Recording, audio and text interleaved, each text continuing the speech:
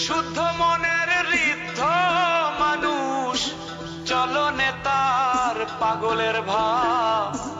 এই জগতে আসল মানুষের বড় যে অভাব। না ছুঁয়ে জল, জলের মাঝে করেন বসবাস। অন্ধকারে দেয় যে সেজন সলোকের আভাস।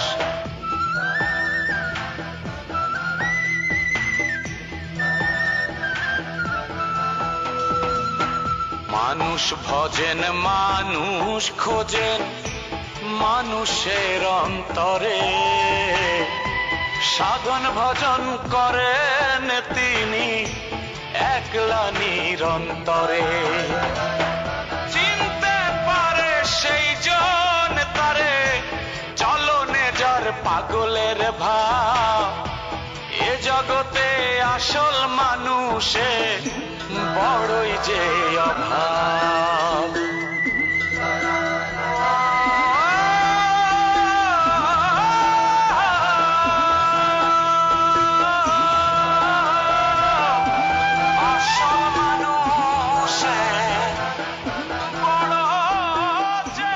এ জগতে কতই মানুষ, আসল মানুষ কি আর সবাই?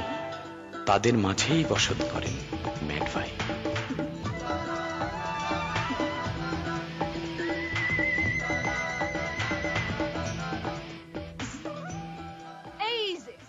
এই যে দেখেন, আপনার মনের কথাটা আপনার মুখ থেকে বার হয়ে আসছে।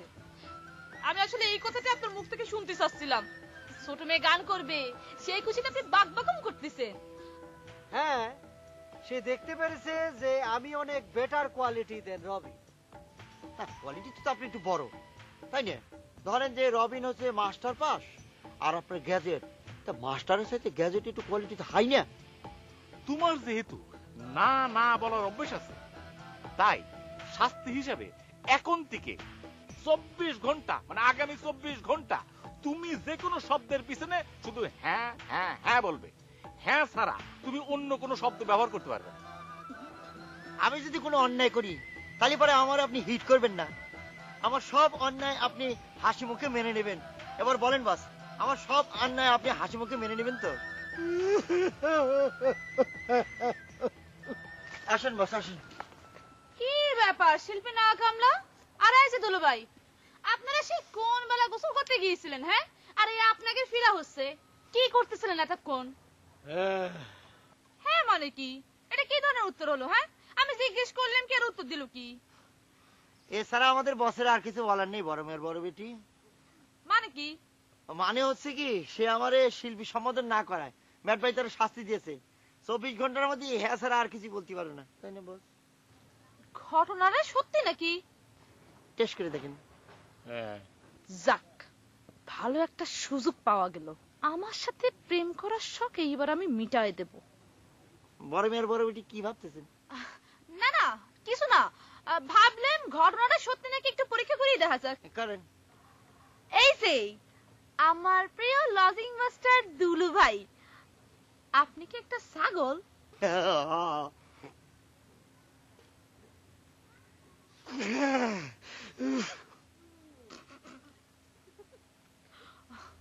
ঘটনাটা তো সত্যি মনে হচ্ছে। আরে খুবই খারাপ হয়েছে, খুবই। যাক, শিল্পী উজ্জ্বল, জি তুমি তার পরে ওই দুলু ভাইয়ের ঘরের মধ্যে নিয়ে যাও। হ্যাঁ ঠিক আছে, চলেন বস, চলেন। সরি বস, আসেন। আরে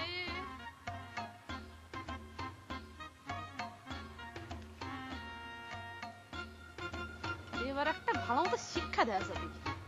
হ্যাঁ বলতে হবে তো, তাহলে পরে দেখা যাবে তোমার মুখ থেকে কথা বের করবো।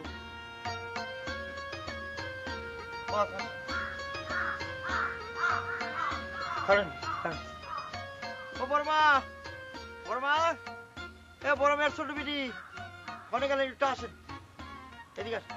কি হয়েছে কি? হ্যাঁ, সারাদিন লাগে গোসল ছাড়ে এসেছো, এখন আবার চিল্লাচিল্লি করতেছো।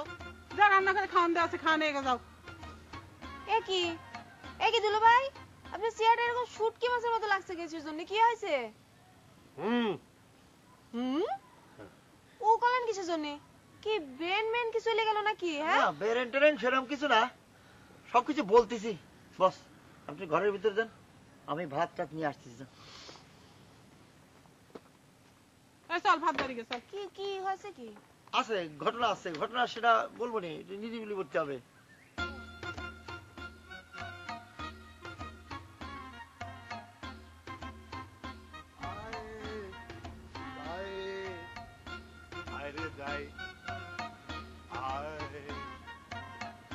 ও মালা, শিল্পী পুঁথি কই রে মা? এই লাউ ফলের ফ্রেশ জুস আর ওই মরিচ ফলের টক মিষ্টি শরবত বানানি হয়েছে? শিল্পী পুঁথি কই, আয়। হয়েছে নাকি ওইগুলা? হয়েছে আব্বা। ইটের মধ্যে হচ্ছে যে লাউ ফলের ফ্রেশ জুস, আচ্ছা। আর ইটের মধ্যে হচ্ছে যে মরিচ ফলের টক মিষ্টি শরবত। আচ্ছা দেই, একটু গন্ধ শুকে দেই। উফ, কি সুন্দর গন্ধ হয়েছে লাউ ফলের ফ্রেশ জুসিটা। সত্যি কথা আব্বা। ওটা দাও, ওটা দাও মা, ওটা দাও।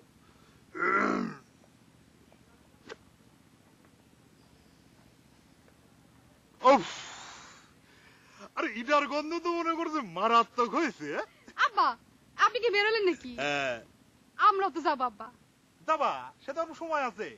আমার দোকানের উদ্বোধন, আমার একটু আগে ভাগে যাওয়া লাগবে না? হ্যাঁ যাই। আব্বা আব্বা, হ্যাঁ একজন শিল্পী কটা গান করতে পারবি? একজন শিল্পী তো মনে করো যে একটা গান করবি, তবে তুমি যদি তোমার বাপের একটার বেশি গান শুনতে চাও তাতে কোনো অসুবিধা নাই। অনুষ্ঠান সূচি তো ধরো আমাদের হাতেই। তোমার আতা চাচারে বললি একটার জায়গায় 50-60 টাকাও কোনো অসুবিধা হই না, বুঝতে পারলে? আপনার গান না আব্বা, আমি আরেকজন শিল্পীর একটা বেশি গান শুনতে চাই। আর একজন শিল্পী কিডা? ও শিল্পী পুঁথি, কার কথা কয় তোমার বোন? কিটা আবার আব্বা? আবার কথা কচ্ছে ওরা আব্বা, আবার অনেকগুলো গান শুনতে চায়। আরে সে ব্যবস্থা আমি করে দেবো না, অসুবিধা নাই। হ্যাঁ ব্যবস্থা করে দেবো, কোনো সমস্যা নাই। হ্যাঁ তাহলে আমি তাহলে যাই। হ্যাঁ তোমরা একটু সাজুগুজু করে আসো। জি আব্বা। আরে শিল্পী পুঁথি, ওই যে বললাম না, ওই গান কাটি একটু ধরো তো। মনে আচ্ছা, আচ্ছা, মনে হ্যাঁ, আছে না? মনে ওটা আছে একটু গাও আমার। তো, গাও মা, গাও তো। শিল্পী আমি তোমাদেরই গান শোনাবো, তোমাদেরই মন তোমাদেরই নম ভরাবো। কি নোম না তো মন। মন ভরাবো, মন ভরাবো শিল্পী তোমাদের। তুই যে কার অনেকগুলো গান শুনতে চেয়েছিস সেটা আমি ঠিকই বুঝতে পারছি। না বুঝার কি হলো?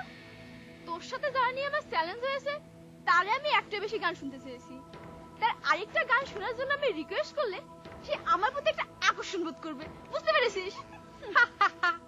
রিকোয়েস্ট করার মানে বুঝেছিস? একজন আর্টিস্ট শিল্পীর রিকোয়েস্ট করার মানে হচ্ছে যে তার ভাব বেড়ে যাওয়া, আর তার ভাব বেড়ে যাওয়া মানে হচ্ছে যে সে শ্রোতারে না মানুষ বলে মনে করে না, আকর্ষণ কুসুম। শোন, তুই যে এই লাইনে বেশি অ্যাডভান্স হতে পারবি না সেটা কিন্তু আমি কয়ে দিলাম, তাই না? দেই পারি কিনা। আচ্ছা, শিল্পী উজ্জ্বল যে কার হবে সেটা সময় হলে দেখা যাবে, আর এখন শিল্পী তো শিল্পীরই হবে, এটা তো স্বাভাবিক কথা। হবে শিল্পী আমি তোমাদেরই গান শোনাবো।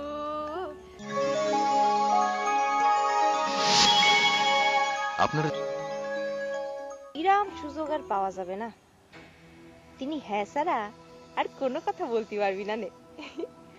আমি তিনারে এমন একটা প্রশ্ন করব যাতে সে আর হ্যাঁ ছাড়া আর কিছুই বলতে না পারে। তিনার সাথে আমার একটা মানে ইয়ে হয়ে যাবে। আমি 24 ঘন্টার মধ্যে ঘটনাটা ঘটাতে না পারলি সুযোগ হাতছাড়া হয়ে যেতে পারে।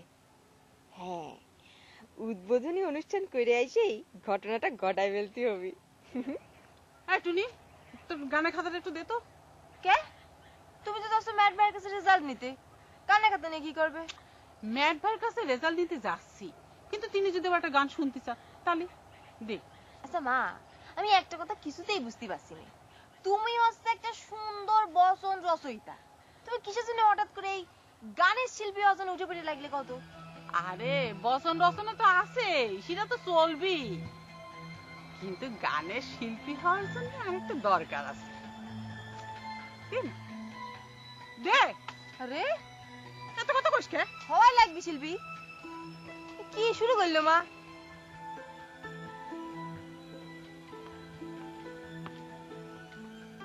আসসালামু আলাইকুম মেদ ভাই। আরে ওইসব বসেন বসেন বসেন। ওয়ালাইকুম আসসালাম।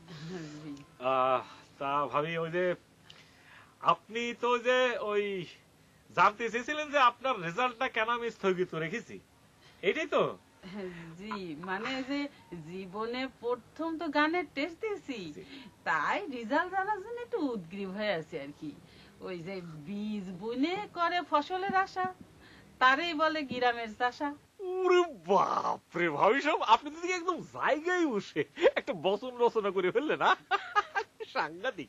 মানে আপনি তো যে কোনো মুহূর্তে যাকে তাকে জায়গায় বসে একদম কুপুত করে দিতে পারবে না? আচ্ছা, কি যেন আপনি জানতে চেয়েছিলেন? রেজাল্টের কথা। রেজাল্ট? ও রেজাল্ট। জি। ও রেজাল্ট না? রেজাল্ট তো রেজাল্ট একদম অনেক ভালো হয়েছে। মানে বলা চলে যে যতজন একদম মানে শিল্পী পরীক্ষা টেস্ট দিয়েছিল তাদের মধ্যে আপনি একদম 1 নাম্বার, যার কণ্ঠে কোনো সুরই নেই, মানে একদম কর্কশ। মানে আপনার একদম বলা চলে যে ওই যে কাঙ্গালিনী ছবি আছে না, তার একদম অপোজিট, একদম অপোজিট বলা চলে। আচ্ছা, আপনি একটা কথা আমারে বলেন তো ভাবি সাহেব, যে আপনি একদম বচন রচনা ছেড়ে গানের লাইনে চলে আসলেন কি করে? না, মানে আমি মনে করেছিলাম যে আমি যদি শিল্পীর খেতাব পাই, তালি পারে ওই যে খনার মতন আমি বচন রচয়িতাও হব, আবার ওই যে রবীন্দ্র নজরুলের মতন ওই গীতিকার রচয়িতা শিল্পীর উপাধিও পাবো।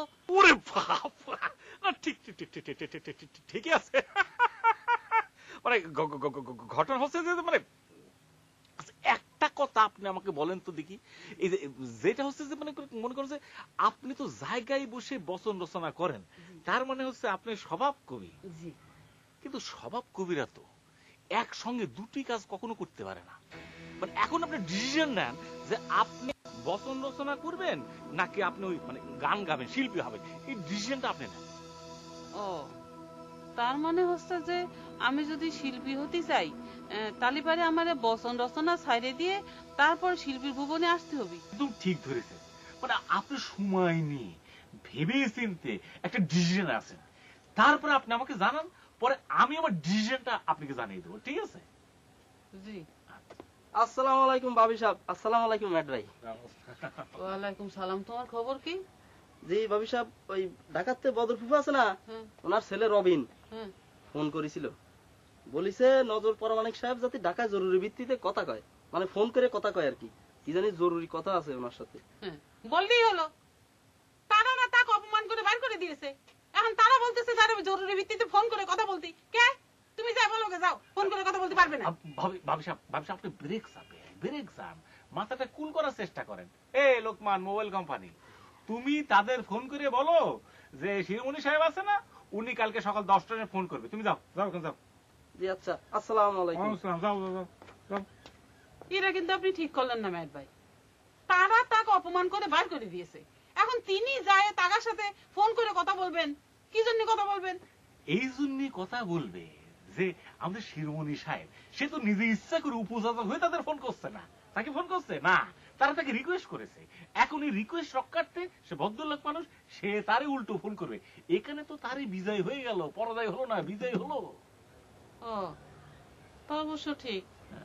এখন জয় বিজয় তো বুঝি না ম্যাট ভাই, মানে হচ্ছে কি যদি কথা বললে তাদের মধ্যে সম্পর্ক ঠিক হয়ে যায়, তাহলে তার কথা বলতে কোনো অসুবিধা নেই। আপনার বুদ্ধিমত্তা অনেক উঁচু লেভেল, অনেক উঁচু লেভেল।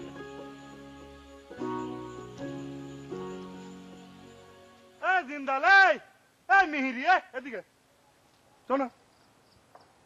আচ্ছা, তুমি যে শিল্পীর সামনে দিয়ে এরকম মাথা উঁচু করে হাঁটিয়ে চলে গেলে, সালাম টালামের খবর নাই, এরকম আদবের অভাব হলে কবে তোমার জিন্দাল? বুঝলাম না। বুঝলাম না আবার কি? আমি তো বাংলাই করছি। তোমার সামনে যে দাঁড়ায় আছে তার তুমি চেনো? সে কে তুমি জানো? না জানার কি আছে? আচ্ছা, জানোই যদি, তাহলে এই সালাম কেন দিতে কি অসুবিধা হইলে তোমার? হ্যাঁ, আদব কায়দা কি এই ভাঁজখালিতে নুটে গেছে নাকি ওই মাছ বেচার সাথে সাথে আদবও বাজারে বেচে দিয়াই যাও? হ্যাঁ, এই কিরম বিয়াদবের বিয়াদব, শিল্পীক সালাম দেয় না, এই শালা ঘাড় কাটা যাইতি ফাউল।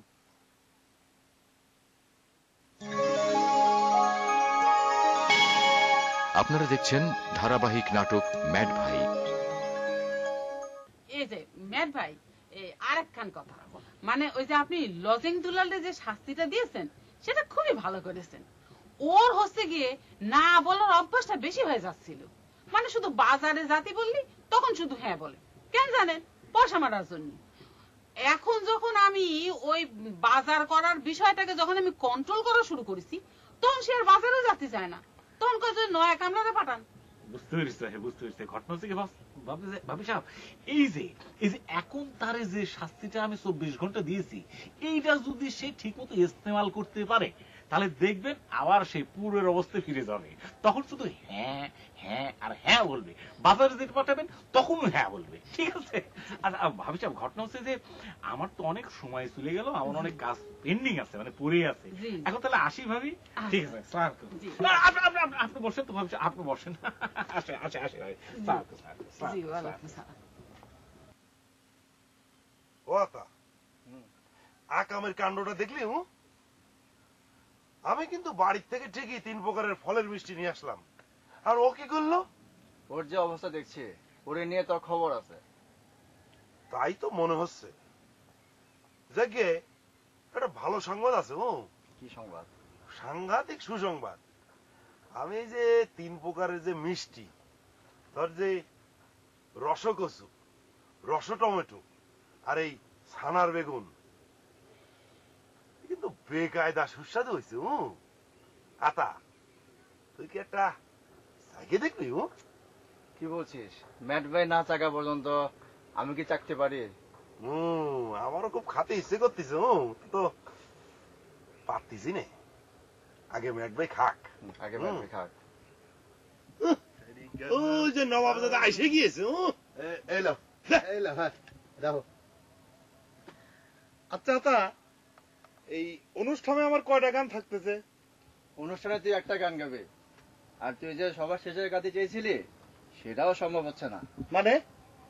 মানে অনুষ্ঠানের শুরু পথে তুই একটা গান গাবি, গান গেয়ে তারপর স্টেজ থেকে নেমে আসবি। শিল্পীরে অপনাম করিস না আতা। আমি আর এখন তোকের মতো আম জনতা নাই। আমি এখন শিল্পী আঁকা। আমি যেভাবে করছি সেভাবেই করা লাগবি তো করে।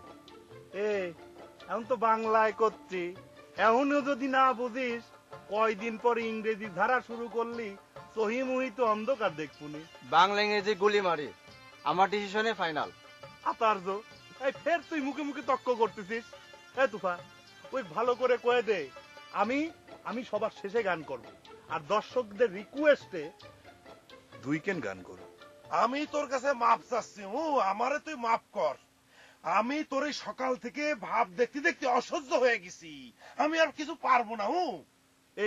এইরকম করে যদি অসহযোগিতা করিস তাহলে কিন্তু তোরেও এই দোকানের উদ্বোধনী অনুষ্ঠানে আমি গানই করবো না। আমি কয় দিলাম। তুই কি করলি?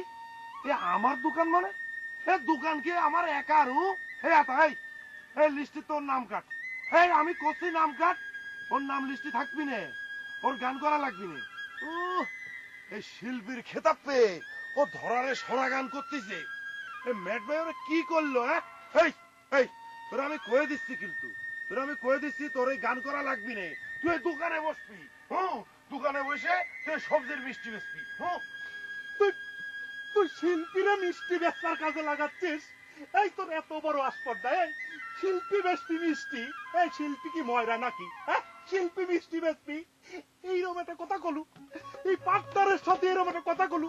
একজন শিল্পী পার্টনারের সাথে তুই উল্টে পাল্টা কথা কলু? তুফা, আমি করলাম না তোর সাথে পার্টনার কর। তুই তোর দোকান একা একা কর, আমি চললাম। দেখবো তুই কেমন করে দোকান করিস। আমি চললাম। কি রে তুফা, এটা কি হলো? এটা কি হইলো? এটা কি হইলো? এটা খুব ভালো হইলো। এটা খুবই ভালো হইলো। ওরা পরে গন্ডগোল হচ্ছে, আগেই ফয়সালা হয়ে গেল। সেটাই খুব ভালো। সেটাই খুব ভালো। কিন্তু অনুষ্ঠানে কি হবে? রাখছর অনুষ্ঠান সর। তুই এখন উঠে যাও। এতে উঠে যা, আমার কিছু সহ্য হচ্ছে না। তুই এতে উঠে যা। ভাই সাহেব, আপনাদের অবগতির জন্য জানানো যাচ্ছে যে একটা অনিবার্য কারণবশত ফলের দোকান আজ উদ্বোধন হইতেছে না। ভাই সাহেব সাধন ভজন করেন তিনি একলা নিরন্তরে, চিনতে পারে সেই জন তারে চলনে যার পাগলের ভাব। এ জগতে আসল মানুষে বড়ই যে অভাব।